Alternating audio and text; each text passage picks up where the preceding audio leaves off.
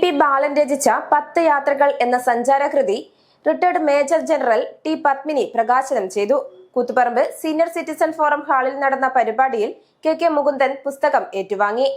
P ബാലൻ രചിച്ച മൂന്നാമത്തെ പുസ്തകമാണ് 10 യാത്രകൾ.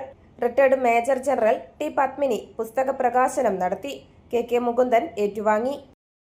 ഈ 10 യാത്രകൾ എനിക്ക് തോന്നുന്നത് ബാലാട്ടൻ ഈ പ്രാവശ്യം മെയിനായിട്ട് തിരുവനന്തപുരം നമ്മുടെ കേരള സീനിയർ സിറ്റിസൺ ഫോറത്തിൻ്റെ സംസ്ഥാന സമ്മേളനത്തിൽ ബാലാട്ടൻ തലശ്ശേരിയിൽ നിന്ന് കുറേ ആൾക്കാരുമൊക്കെ പോയിരുന്നു. ഒരു ദിവസം മുന്നേ അവർ പോയി തിരുവനന്തപുരത്ത് എല്ലാവിധ സൗകര്യങ്ങളും ചെയ്ത് പല ക്ഷേത്രങ്ങളും പല സ്ഥലങ്ങളും കണ്ട് അതിൻ്റെ ഒക്കെ ഒരു വിശദമായ ഒരു കാര്യമാണ് ബാലാട്ടൻ്റെ ആ പുസ്തകത്തിൽ പ്രതിപാദിച്ചിരിക്കുന്നതെന്നാണ് എനിക്ക് വിശ്വാസമുണ്ട്. സീനിയർ സിറ്റിസൺ ഫോറം കണ്ണൂർ ജില്ലാ committee vice president C Achuthan അധ്യക്ഷനായി. സംസ്ഥാന ജനറൽ സെക്രട്ടറി പി കുമാരൻ പുസ്തക പരിചയം നടത്തി.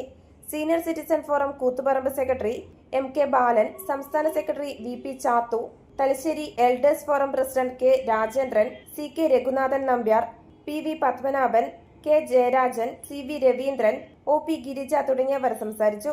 രചയിതാവായ പി ബാലൻ മറുമൊഴി നൽകി.